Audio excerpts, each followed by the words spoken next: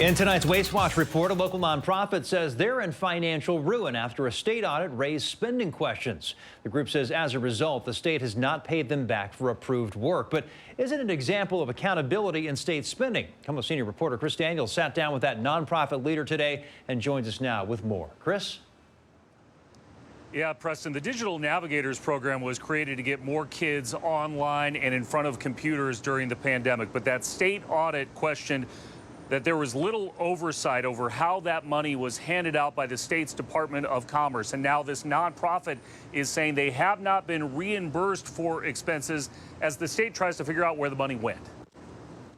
And we applied for it through a grant process. Sharonne Navas has run the Equity and Education Center for years and says she did not have any issues until this one. You're claiming that you haven't been reimbursed. We have not been reimbursed for any program or receipts since January 1st. How much? About $3.4 million. Navas was granted the money through the legislatively approved Digital Navigators program that was the subject of a Washington State Auditor's accountability investigation that highlighted her organization and others for not submitting receipts for expenses and in individual cases using thousands of dollars for things like first-class flights, meals, alcohol, catering, and not computers or internet access. Did you buy a flight using the state grant money? It was, yes. I bought a flight from Seattle to Spokane. Is that a good use of state money? Yes, I was expanding the program. There was even an annual conference at the Suncadia Lodge. It was going to be a 3-day conference. I would hope no one would be hungry for 3 days. How does that get a kid a computer and get them online? It's planning. The audit that took issue with the Department of Commerce's handling of the grant program prompted a review from the department's new secretary, Joe Wynn. Maliciousness and mediocrity look very similar. Who says Navas has still not supplied all the needed documents for legitimate reimbursements.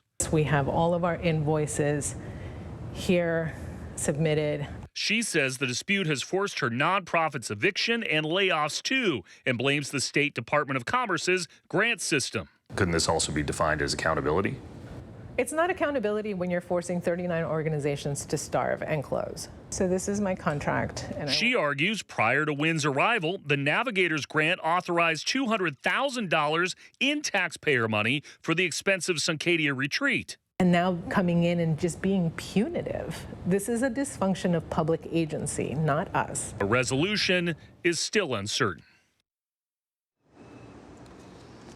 I talked to Secretary Wynn today, who told me that his department has been asking Navas for her receipts and expenses for a year. And after we first told you about this program in a Waste Watch report earlier this year, Washington Governor Bob Ferguson killed it in a line item veto in his budget for the upcoming biennium. Now, there is more to the story. There are questions about who exactly was brought into the organization after that grant was issued by the state. That part of the story coming up in another Waste Watch report at 6. But for now, live in Seattle, I'm Chris Daniels, KOMO News.